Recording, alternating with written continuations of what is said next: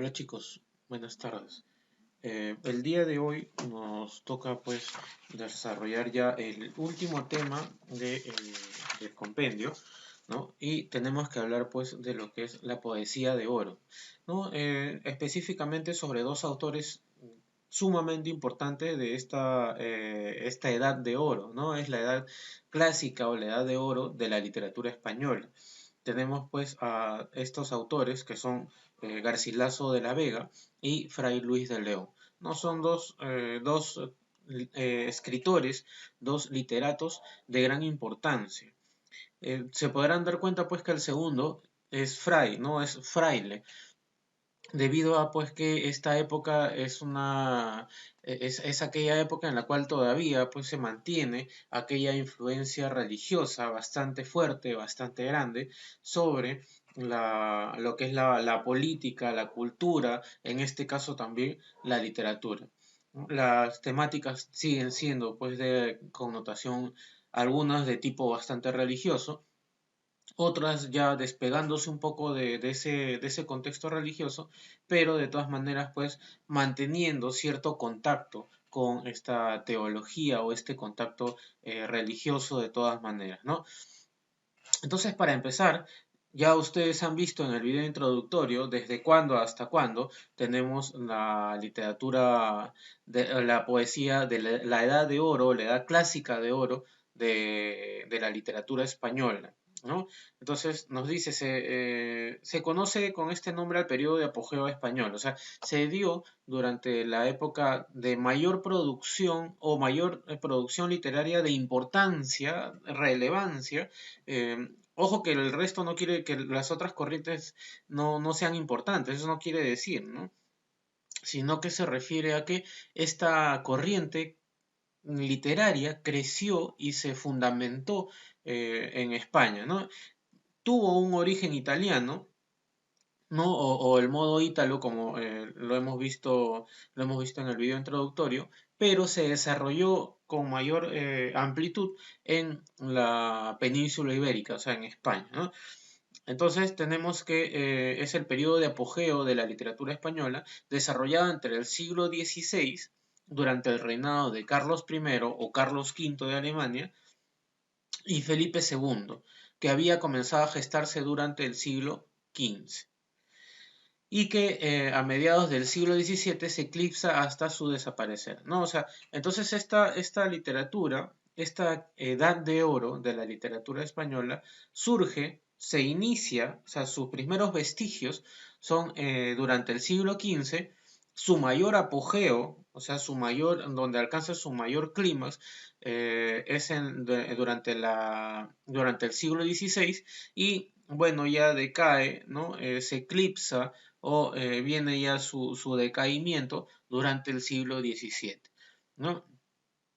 Nos dice entonces, comienza con el reinado de los reyes católicos en el año 1492. Yo creo que ustedes tienen ya el conocimiento sobre los reyes católicos, ¿no? Saben quiénes son los reyes católicos, tanto Fernando de Aragón como Isabel de Castilla, ¿no? Unen sus reinos, se juntan, ¿no? Se casan, ¿no? Y ellos fundan o fundamentan lo que vendría a ser pues ya el reino español, ¿no? Juntan los dos reinos más grandes de España, ¿no? Y ya se comienza ya a formar este reino español que más adelante ya anexaría a otros reinados más pequeños, ¿no? Y formaría todo lo que nosotros conocemos en la actualidad como el país de España. ¿Ya? Entonces, en este año 1492 estos dos reyes se casan, ¿no? Y ustedes deben saber también de que en este año 1492, ¿no? Se produce pues un suceso también de importancia, que es correspondiente o que implica a un señor, a un tal Cristóbal Colón, ¿no? Que en busca de las Indias, ¿no? O un nuevo camino hacia las Indias, llega hasta las costas de lo que ahora es América o el continente americano, ¿no? Ustedes se pueden dar cuenta, o quizás no se han dado cuenta, pero he tratado de evitar el decir el descubrimiento de América. ¿Por qué tratar de evitar ese término específico para aquella acción realizada o aquella travesía realizada por Cristóbal Colón? Porque en realidad no descubrió el continente americano. El continente americano ya era habitado, ya tenía culturas, ¿no? La cultura maya, la cultura azteca, la cultura inca, tenía muchas culturas desarrollándose dentro de este territorio, ¿no? Entonces no era un continente que recién estaba siendo descubierto, sino que fue la llegada de estos españoles. Bueno, para ellos en ese momento lo denominaron descubrimiento porque, bueno, para ellos no existían estas tierras, ¿no? Este continente. Entonces, para ellos fue un descubrimiento, pero a la actualidad se trata de evitar de mencionar esta acción o esta travesía como el descubrimiento, ¿no? Sino se denomina como la llegada de los españoles a América. ¿Ya? Entonces, tenemos este evento en 1492 y también durante esta época se da un suceso de gran relevancia para España, ya que se consolida totalmente la reconquista, o sea, la expulsión de los moros de toda España, ¿no? Del territorio español. Ustedes han de saber, pues, que los árabes, ¿no? Invadieron España y durante 800 años se mantuvieron en tierras españolas. Entonces, hay un señor que también ustedes deben conocer y creo, y me imagino, bueno, la clase pasada hemos hablado sobre este señor, ¿no? O la clase antepasada, si no me equivoco, hablamos sobre Rodrigo Díaz de Vivar, ¿no? Que más conocido como el Cid Campeador, ¿no? Entonces, este señor fue un héroe dentro de la cultura española. ¿Por qué? Porque fue uno de los principales personajes que participó en esta toma y en esta reconquista del territorio español y la expulsión completa de los árabes o los moros, así se le denominaba a los moros de España, ¿no? Fue esta época también durante la cual se llevó a cabo pues la expulsión total, ¿no? Porque se había dado la reconquista de ciertos reinos, pero todavía quedaban algunos, sobre todo al sur de España, ¿no? Pues, específicamente en la zona de Córdoba, donde quedaban todavía algunos vestigios de este reino moro. Entonces se batalló, se hizo varias campañas de liberación y finalmente pues se logra desterrar ya totalmente, completamente a los moros de España. Entonces España queda en completo dominio de españoles, ¿no? Entonces nos dice, consiguió un Estado fuerte y pacificado, alcanzando España la categoría de modelo a imitar por el resto de más países, ¿no? Entonces se consolida la unificación de todos los reinos de la península ibérica y se consolida ya la creación del reino de España. Ojo que todavía no estamos hablando del país de España, sino del reino, ¿no? Primero se consolida como un reino y luego ya pasa a ser una nación. ¿Sí? Dice, en este periodo concluye a mediados del siglo XVII. ¿No? Mediados del siglo XVII estamos hablando pues de 1800, ¿no? Perdón, 1600, si no me estaba equivocando. Culminando con Pedro Calderón de la Barca, luego de lo cual se produce la decadencia cultural, ¿no? Pedro Calderón de la Barca fue pues el autor de la obra La vida es sueño, ¿no? La cual tiene como personaje principal pues, a Segismundo, ¿no? Hijo negado del rey, que finalmente pues descubre ¿no? Su origen. Bueno, es un tema que no les voy a comentar todavía por el momento porque más adelante pues vamos a llegar a ese punto específico y primero vamos a avanzar. Sí, ya hemos visto más o menos el contexto histórico de este siglo de oro español, ¿no? En realidad no fue un siglo porque empezó en el siglo XV, ¿no? Y se extendió hasta mediados, casi, claro, casi mediados del siglo XVII. ¿No? Entonces fue más de un siglo, pero se le considera un siglo por la extensión y la cantidad de tiempo que duró, ¿no? A muchas de las corrientes literarias normalmente no suelen tener este periodo tan extenso de tiempo, ¿no? Pero una de las pocas corrientes literarias que ha tenido esa extensión o esa duración de tiempo, ¿no? Es justamente pues esta edad de oro de la literatura española, ¿no?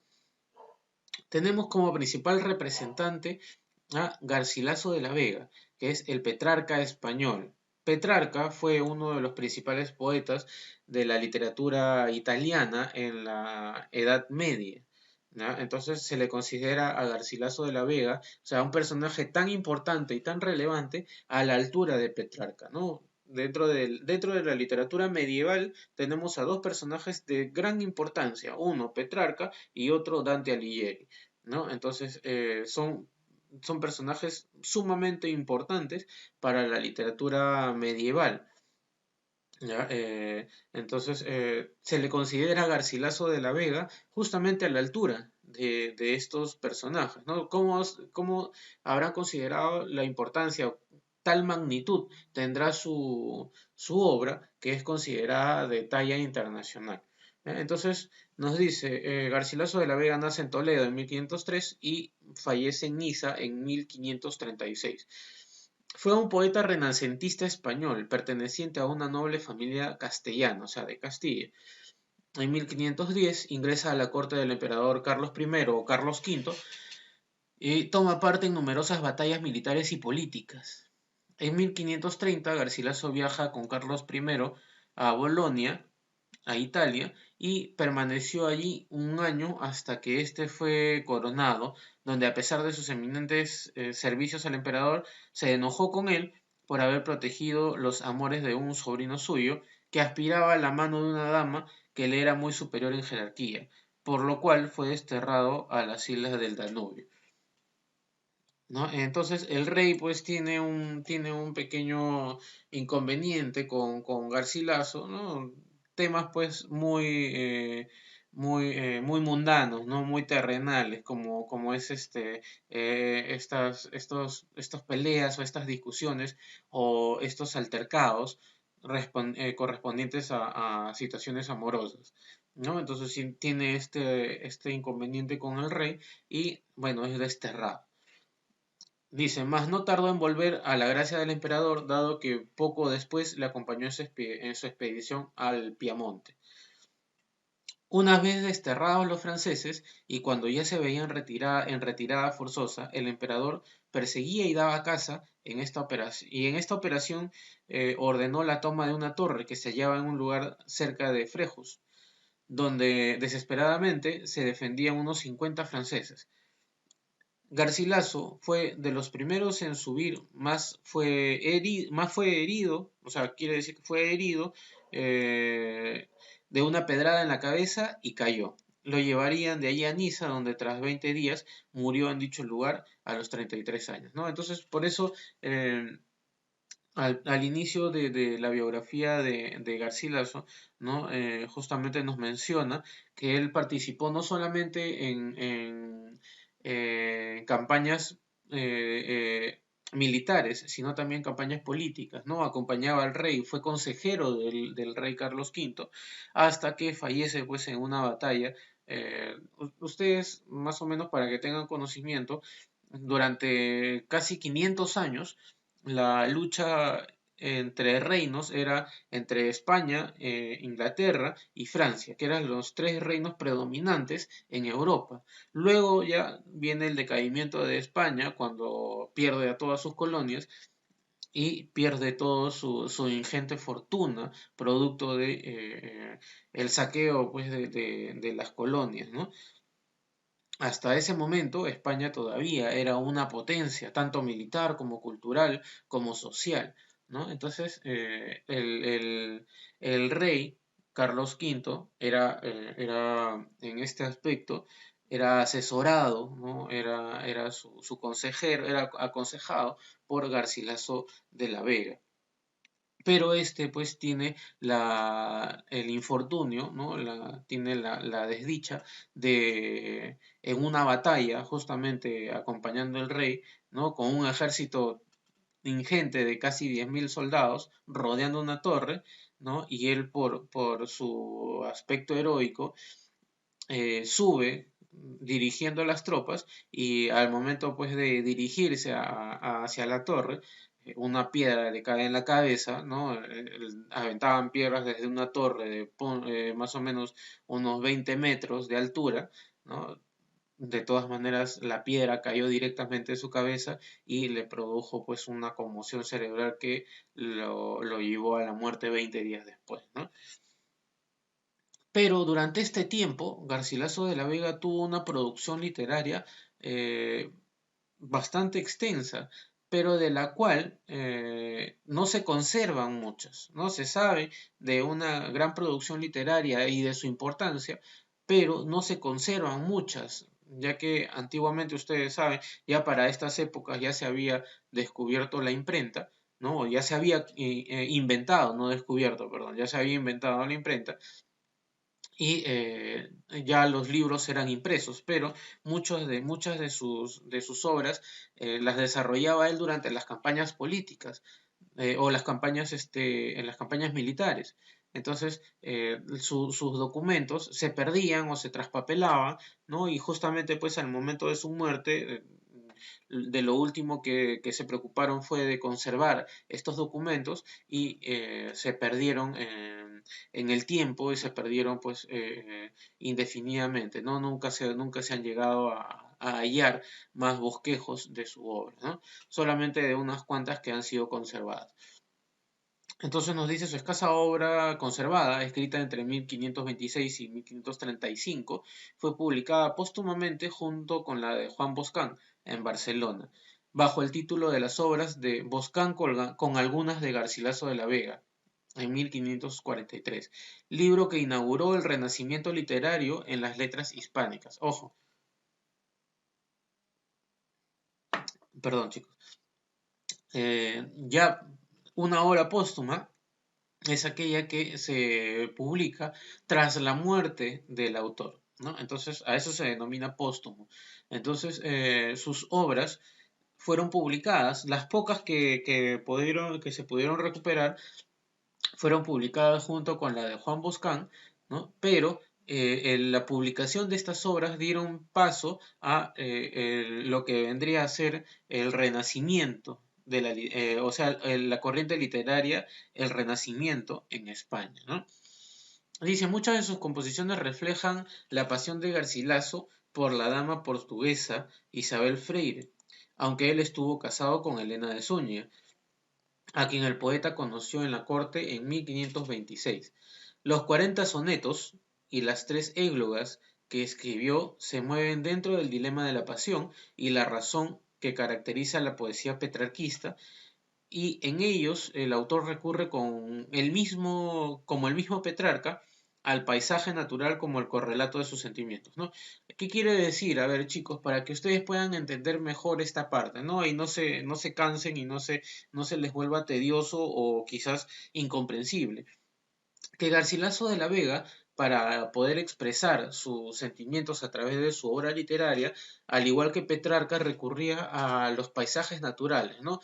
A los ríos, al bosque, al campo, ¿no? Describía, hacía comparativos, hacía símiles, hacía metáforas correspondientes a la belleza de esta mujer, pero utilizando los paisajes naturales, ¿no? O sea, por ejemplo, narraba o describía en un poema la belleza del campo y la comparaba o la hacía una similitud con la belleza de esta dama a la cual le dedicaba pues sus poemas, ¿no? Isabel Freire. A eso se refiere, ¿ya? La poesía española del siglo XVI recoge todos los rasgos señalados para la cultura renacentista. Primero, interés por la antigüedad clásica, ¿no? O sea, se interesa por la etapa clásica de la literatura que corresponde a Grecia y Roma, ¿no? Tanto la mitología griega como romana, ¿no? O sea, greco-romana.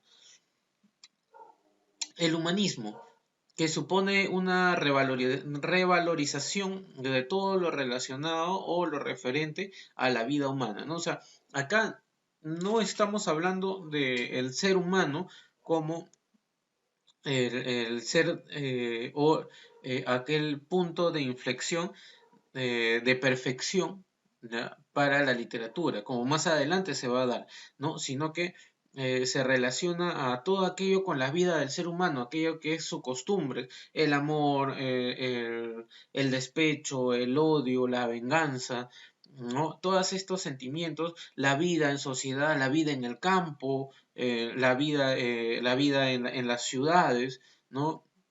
Las campañas militares, los amores en la corte, ¿no? A eso se refiere todo este humanismo. La naturaleza como fuente y origen de la vida también nos dice, pues, es la exaltación de la naturaleza como símbolo máximo de la belleza. O sea, por eso les mencionaba la obra de Garcilaso, ¿no? Que utilizaba a la naturaleza para expresar la belleza. O sea, él podía hacer la descripción de un río recorriendo toda la ribera a lo largo o a la extensión de este río, ¿no? Y las olas y las curvas y la belleza de esto comparado pues con la belleza humana, ¿no? A eso se refiere la naturaleza como fuente y origen de la vida, así como del amor y la armonía. ¿No? ¿Cuáles son las características de las obras de Garcilaso? A ver, tenemos la innovación que supone Garcilaso en la literatura.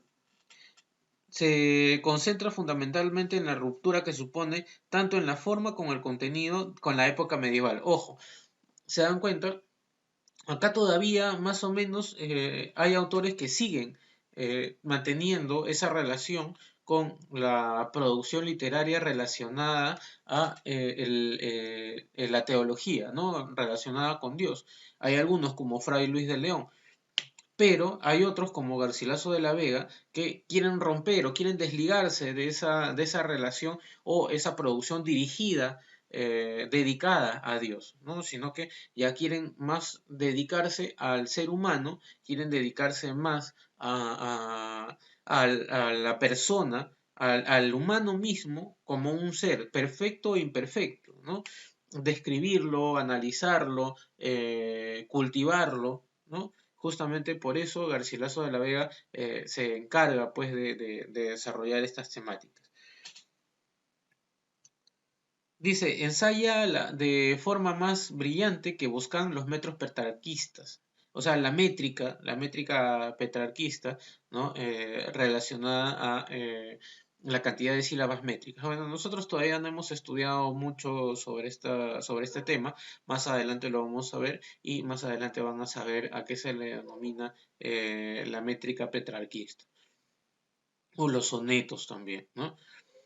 Introduciendo el verso en decasílabo. Los versos en decasílabo son de 12 sílabas, perdón, de 11 sílabas, ¿ya? Con un sello personal inimitable que recrea los paisajes bucólicos y pastoriles. Ya justamente les había mencionado la naturaleza pastoril o la égloga, ¿no? Que narra situaciones nostálgicas, narra situaciones de la vida de los pastores, pero no de la vida de los pastores criando ovejitas y esas cosas, no, eso no es lo que describe, sino eh, la, el sentimiento de estas personas en el campo, ¿no? La vida del campo, ustedes deben saber, pues es una vida muy, muy solitaria, muy nostálgica, muy bucólica, entonces a eso se refiere. La mayor parte de sus composiciones tratan el tema amoroso, pero no a la manera medievalista, ¿no? Sino, o tradicional, sino como un concepto lírico abstracto, de ideal de belleza y de creación artística. Por eso entonces su obra está compuesta de églogas. La égloga es una composición poética relacionada al campo y a la naturaleza. Elegías, que son composiciones poéticas dirigidas en honor a alguien que ya ha fallecido. Y sonetos también, ¿no? Garcilaso produjo sonetos. Sonetos es es un tipo de poesía con una cantidad de sílabas métricas determinadas.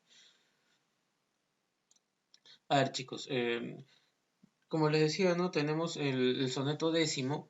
Para que ustedes tengan conocimiento de lo que es un soneto.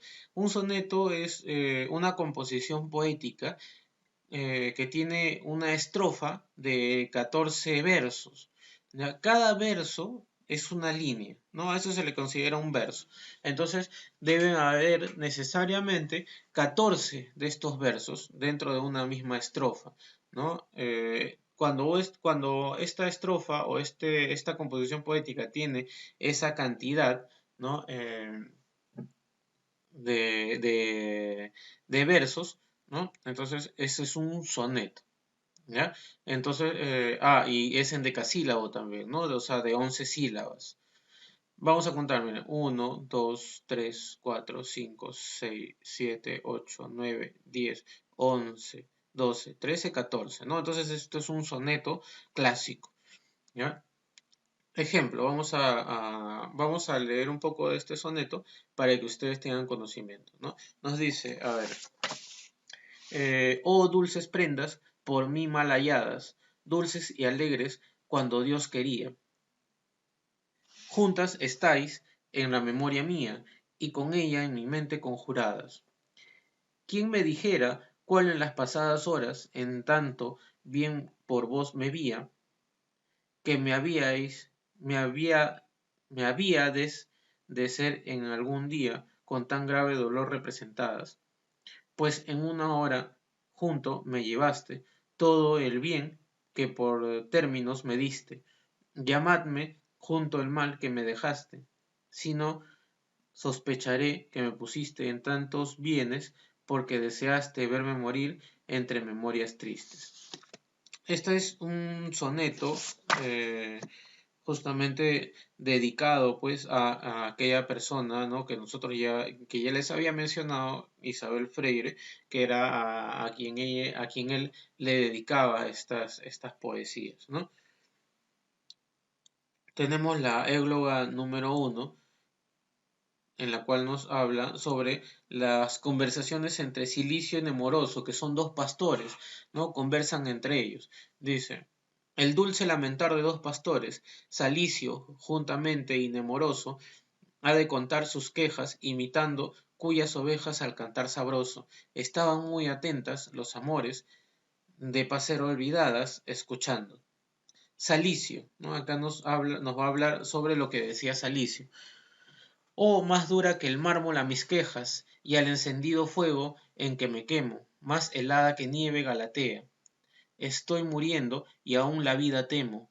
Témola con razón, pues tú me dejas, que no hay sin ti el vivir para que sea. Vergüenza que me vea ninguno en tal estado, de ti desamparado, y de mí mismo yo me corro, agora. De un alma te desdeñas ser señora, donde siempre moraste, no pudiendo de ella salir un hora. Salid sin duelo, lágrimas corriendo. No, o sea, acá en esta poesía, Salicio, que es un pastor, ¿no? Le dedica este lamento a aquella mujer, que en este caso es Galatea, ¿no? Porque no le corresponde en el amor, ¿ya? Se dan cuenta de la terminología un poco difícil, ¿no? No se entiende muy bien, inclusive hasta para recitarlo. Es un poco complicado. ¿Por qué? Porque esta era la forma de expresión en esa época, ¿no? Al pasar los años, al pasar las décadas, al pasar los siglos, el tipo de expresión ha ido cambiando, ha ido variando. Ya estas palabras nos parecen algo extrañas porque ya no son normales y no son comunes en el uso diario nuestro, ¿no? Ni siquiera en el uso culto. nosotros la podemos leer y quizás la podemos entender, pero ya son arcaísmos. Por ejemplo, acá nos menciona una palabra, agora. Agora es lo que nosotros ahora, lo que nosotros decimos ahora, ¿no? Agora, antes se denominaba o se decía agora, ¿ya? Con el pasar del tiempo, ¿no? Se ha cambiado a ahora. Entonces, chicos, esto es lo que corresponde, pues, a, Garcilaso de la Vega, ¿sí? Vamos a hablar también sobre una escuela literaria surgida durante esta edad de oro, que es sumamente importante porque justamente es la que trae este modo ítalo, ¿no? De producción poética, que es la escuela salmantina. Dice, durante el renacimiento de la Edad de Oro española, nos encontramos con la escuela salmantina, que presenta las siguientes características: concisión y precisión en el lenguaje, o sea, era exacto, era bien preciso, ya no divagaba en terminología, ¿no? Sino que se refería a aquello que se quería referir, se refería directamente, ¿no? Lo hablaba directamente. Llaneza en la expresión, realismo en el pensamiento, preferencia por las estrofas breves, como la lira, la naturalidad y la sencillez, cultivo de ambas rimas, la asonante y la consonante. Eso sí ya lo hemos visto, ¿no? Anteriormente ya hemos visto cómo es una rima asonante y una rima consonante, y también tratan temas morales, religiosos y filosóficos. Durante esta época, ¿no? Ya dejando de lado la parte inicial de la Edad de Oro con su principal representante, Garcilaso de la Vega, ¿no? Ya pasamos a la escuela salmantina y aquí tenemos ya como principal representante al que les había mencionado anteriormente, que era Fray Luis de León. ¿Ya? Entonces, vamos a pasar a mencionar primero la vida de Fray Luis de León y luego mencionar sus obras, ¿ya? Para describir más o menos, pues, de qué trata o el argumento de cada una de ellas, ¿ya? Dice, Luis de León nació en Belmonte, provincia de Cuenca, España, de familia rica e influyente. Su padre ejerció como abogado y más tarde como juez. Dos tíos suyos fueron catedráticos de Derecho Canónico en el uno y abogado en la Corte Real el otro. Hacia 1541 y 1542, Luis ingresa a la Orden de los Agustinos, doctorándose más tarde en teología. Teología quiere decir la ciencia que estudia a Dios. En 1561 compite por una cátedra vacante de teología en Salamanca, ganando el puesto al desplegar su enorme talento, ¿no? O sea, él dictaba una cátedra de teología, o sea, el estudio de todo lo relacionado con Dios, ¿no? En marzo de 1571 fue detenido por la Inquisición. Ojo, miren, la Real Inquisición, o sea, que era la entidad que castigaba a aquellos que eran herejes, que iban en contra de los intereses de la Iglesia Católica, ¿no? Esta misma entidad lo detiene, ¿no? Y lo encarcela. Dice, lo encarcela en los calabozos que en Valladolid tenía el Santo Oficio. Los cargos que había contra él tenían que ver con su predilección por la Biblia hebreica en lugar de la Vulgata o la traducción al castellano que había realizado del libro del Cantar de los Cantares. Esta es una parte bastante importante. No sé si ustedes habrán leído en la Biblia el Cantar de los Cantares. El Cantar de los Cantares es un canto amoroso, ¿ya? Con partes muy eróticas. Ojo que la palabra erótico no va relacionado con la sexualidad. En la actualidad tenemos mucha costumbre de relacionar la palabra erotismo con la sexualidad. No necesariamente tiene que ir relacionada con la sexualidad. El erotismo se refiere a la sensualidad, ¿no? La relación quizás de amor o de deseo o justamente de placeres carnales, ¿no? O corporales a los cuales se da rienda suelta. Entonces, el libro del Cantar de los Cantares, ¿no? Aparece en esta Biblia hebreica y Fray Luis de León hace la traducción de este Cantar de los Cantares que la Iglesia Católica había prohibido en este momento. ¿No? En ese momento la Iglesia Católica había prohibido y no aparecía en la Vulgata, que era la Vulgata era la Biblia hebreica, pero traducida al español. ¿No? Entonces, en esa traducción hay muchos recortes porque la Iglesia Católica censura algunas partes, ¿no? Por ejemplo, una de ellas es el Cantar de los Cantares, escrito por el rey Salomón, ¿no? Dedicándolo a sus mujeres, dedicándolo a su pueblo, dedicándolo a la belleza, ¿no? Al erotismo en sí, ¿no? Hay partes que son muy, muy relacionadas con ese tema. En una época en la que en España se vive una auténtica caza de brujas ante las temidas desviaciones de los protestantes y otros grupos heréticos, o sea, los herejes, aquellos que no reconocían o iban en contra de lo que postulaba la Iglesia Católica, es fácil que un personaje con los antecedentes y características de Fray Luis sea punto de mira del terrible tribunal de la Inquisición.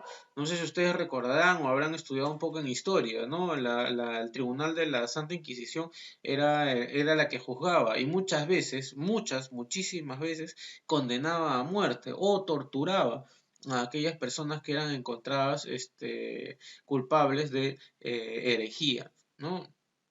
Muchas mujeres fueron quemadas, fueron desolladas, ¿no? por este tribunal, ¿no? El cual las acusaba sin tener prueba alguna, ¿no? Simplemente porque algunos trataban pues de expresar su libre pensamiento, a ellos los consideraban pues que estaban influenciados por una entidad demoníaca, ¿no? En este caso Satanás, ¿no? Entonces imagínense el pensamiento, chicos, de ese momento, ¿no? Si nosotros, por ejemplo, estuviéramos en esa época, yo ya hubiera sido quemado vivo, ya hubiera sido calcinado en la hoguera, ¿no? Porque yo les estoy induciendo pues a estudiar, a crecer intelectualmente, ¿no? A desarrollarse, a ser independientes, a formarse una propia opinión, ¿no? Entonces ya hubiera sido ya desollado vivo, ¿no? Entonces nos dice, durante 5 años, Fray Luis permanece aislado en una celda de la Inquisición sin saber quién le acusa y durante algún tiempo de qué se le acusa. No obstante, será en la cárcel donde escribe algunos de sus mejores y más famosos poemas, como aquel que comienza de la siguiente manera. A ver, acá este es el poema que vamos a leer a continuación, ¿sí? Dice, aquí la envidia y la mentira me tuvieron encerrado. Dichoso el humilde estado del sabio que se retira de aqueste mundo malvado, y con pobre mesa y casa en el campo deleitoso, con solo Dios se compasa, y a solas su vida pasa, ni envidiando ni envidioso. ¿No? Justamente pues dedica este poema a aquellos que lo juzgaron, a aquellos que lo encerraron, lo encarcelaron, por el dictarle y decirle a los chicos en la Universidad de Salamanca que ellos piensen por sí mismos, ¿no? Imagínense, por eso estuvo 5 años en la cárcel, ¿no? Y bueno, se salvó de morir, ¿no? Porque pudo haber sido condenado a muerte. Entonces nos dice, sin embargo, en 1576 sale libre del proceso, con más vigor y energía moral que antes. Si bien su salud estaba quebrantada, pero se ha hecho famosa la frase, como decíamos ayer, ¿no? Entonces, él cuando sale de la cárcel, como era maestro, entra a la cárcel y de un momento a otro pues lo llevan, ¿no? Lo juzgan y es hallado culpable y es encarcelado, ¿no? No tuvo tiempo pues de despedirse de sus alumnos de la universidad. Y al día siguiente de ser liberado, ¿no? Retoma su cátedra y vuelve, al día siguiente nada más de ser liberado, vuelve a la universidad y le dice a los chicos, ¿no? Empieza su clase, bueno, como decíamos ayer, ¿no? Entonces todo el mundo se quedó sorprendido porque, bueno, habían pasado 5 años, pero para él no había pasado esos 5 años, para él eso había sido cosa del olvido, ¿no? Y es como si siguiera enseñando y la última vez que estuvo en los claustros, ¿no? O sea, en los salones de clases, hubiera sido solamente un día anterior, ¿no? Esa es la forma de demostrar su grandeza espiritual, ¿no? No se quebrantó, no se disminuyó, no se deprimió en la cárcel, sino al contrario, escribió más, produjo más literatura y salió con más ganas, pues, de enseñar, ¿no? Aunque ya su aspecto físico ya se había desmejorado, ¿no? Porque ya era una persona de avanzada edad, pero igual, pues, igual tenía ese ímpetu y ese ánimo, ¿no? Que tiene algunos maestros, ¿no? Por ejemplo, a los que nos gusta enseñar, a pesar de todos los problemas y a pesar de todas las vicisitudes, lo seguimos haciendo, ¿no? Por ejemplo, lo que estamos haciendo en estos momentos. No puedo yo estar con ustedes, chicos, me encantaría estar con ustedes en el salón de clases, compartir, dictarles las clases. Lastimosamente no se puede hacer, pero al menos por este medio estoy comunicándome con ustedes y tratando de hacerles llegar un poco de este conocimiento que les va a servir mucho a futuro, ¿sí? Luego, pues para ya terminar con este tema, nos dice, con la biografía, nos dice, tras obtener la cátedra de Sagrada Escritura en 1580 y ser elegido provincial de su orden en Castilla, muere en Madrigal de las Altas Torres, ¿no? Entonces fallece, ¿no? Ya teniendo nuevamente su cátedra y llegando inclusive a un cargo mucho más alto. Vamos a mencionar pues a las principales obras de Fray Luis de León, ¿no? Primero el Cantar de los Cantares, que es la traducción, ¿no? Él no produjo esta obra literaria, sino que ya estaba en la Biblia, sino que él la traduce, ¿no? La traduce de la Biblia hebreica. Dice una traducción del libro de la Biblia que se aparta de la interpretación propia de la época, o sea, el diálogo entre Cristo y la Iglesia y entre el alma y Dios, y basándose en el texto hebreo, lo analiza como un diálogo de amor humano, justamente lo que les había mencionado al principio, ¿no? Ese amor humano bastante terrenal, bastante mundano, bastante carnal, ¿no? Con mucho de mezcla de sensualidad, de erotismo, de personalidad, o sea, de humanismo. En un principio mantuvo esta traducción en secreto, pero uno de sus estudiantes la difundió. Luego tenemos la perfecta casada, ¿no? El nombre correcto de esta obra es el Manual de la Perfecta Casada, ¿no? Nos dice, dirigida a su sobrina, María Valera Osorio, con motivo de su boda, inspirado en el libro de los Proverbios. Ofrece una reflexión sobre las virtudes que han de adornar a la mujer casada. Esta obra fue considerada el manual de la perfección para la mujer cristiana, ¿no? Entonces, al producir literariamente esta obra, Fray Luis de León trata de dar un consejo a aquellas mujeres, ¿no? Para que puedan ser correctamente unas mujeres casadas, unas mujeres comprometidas con su núcleo familiar. Luego tenemos la exposición del libro de Job, que también es una traducción al castellano del texto hebreo. Su preocupación por captar todos los matices del original le lleva a ofrecer la traducción literal, un comentario en prosa y una paráfrasis en verso. El libro intenta relacionar la experiencia de Job con la suya propia a su paso por la cárcel de la Inquisición. De los nombres de Cristo, dice, el propósito del libro es la divulgación de la nueva exégesis bíblica. Para ello utiliza la ficción literaria del diálogo. O sea, ¿qué quiere decir? De que acá Fray Luis de León utiliza un diálogo ficticio, ¿ya? En la cual conversan tres monjes, ¿no? Marcelo, Sabino y Juliano, y entre ellos pues comentan las Sagradas Escrituras y los nombres que en ellos aparecen, ¿no? Aquellos personajes que son sagrados y son bíblicos.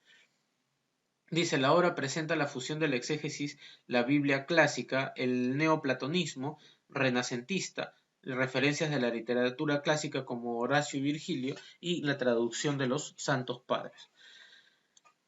Y por último, el Beatus Ille. ¿Qué es el Beatus Ille? Es un tópico muy frecuente en la literatura española del Renacimiento, que exalta la vida sencilla del campo, ajena de la ciudad y las ambiciones del mundo. En latín significa dichoso aquel, ¿no? Ese Beatus Ille significa dichoso aquel. Y son las primeras palabras de un famoso poema de Horacio, que invita a disfrutar de la vida sencilla. La obra de Horacio tuvo una marcada influencia en la poesía española en los siglos XVI y XVII. ¿No? Ya les había mencionado, pues chicos, de que durante el siglo de oro se trata de rememorar, se trata de realzar aquella literatura clásica, ¿no? Greco-latina, sobre todo latina, ¿no? Horacio fue un gran poeta latino, o sea, de la antigua Roma. Dice, por ende, la obra de Fray Luis de León se hace sobre todo evidente a su famosa Oda a la vida retirada, ¿no? Entonces, durante esta época tuvo, se dan cuenta, características muy marcadas, ¿no? La remembranza de lo clásico, ¿ya? De la literatura clásica greco-latina, la implicancia de aquellos sentimientos sobre el campo y la naturaleza, muy importantes, reflejados tanto en la obra de Garcilaso de la Vega como de Fray Luis de León. ¿Sí? Entonces, chicos, eso es todo pues por la clase del día de hoy. ¿Sí? En la página siguiente tienen el texto de Oda o un fragmento de Oda a la vida retirada. ¿No? Les voy a leer un pequeño fragmento para que ustedes más o menos pues tengan una idea de qué se trata, ¿no? Dice, a la vida retirada, qué descansada vida, la del que huye del mundanal ruido y sigue la escondida senda por donde han ido los pocos sabios que en el mundo han sido. Que no le enturbie el pecho de los soberbios grandes el estado, ni del dorado techo se admira fabricado, del sabio moro en jaspe sustentado. Oh monte, oh fuente, oh río, oh secreto seguro, deleitoso. Roto casi el navío, a vuestro almo reposo, huyo de aqueste mar tempestuoso, un no rompido sueño. Un día puro, alegre, libre quiero. No quiero ver el ceño, vanamente severo, de quien la sangre ensalza y el dinero. Despiértense las aves, con su cantar sabroso no ha aprendido, no los cuidados graves de que es siempre seguido, al ajeno arbitrario está atenido. ¿No? Entonces, ¿a qué se refiere? Se refiere a que él quiere una vida tranquila, de paz. Él no quiere vivir en la ciudad, él no quiere ver las caras largas de la gente, ¿no? Él no quiere obedecer a otros. A eso se refiere con la última parte de a que el que al ajeno arbitrario está atendido, ¿no? O sea, es responder a estas voluntades ajenas. Él no quiere eso. Él lo que quiere es vivir en el campo, a escuchar a las aves, estar en contacto con la naturaleza, ¿no? Quiere vivir tranquilo. En contacto con esta naturaleza. Ese contacto con la naturaleza lo va a llevar a tener contacto pues con Dios, ¿no? Entonces a eso se refiere esta obra de Oda a la vida retirada. Bueno chicos, entonces ahora sí ya terminamos con la clase. Espero que les haya gustado, ¿no? Y nos estamos viendo pues en la siguiente ocasión, ¿sí?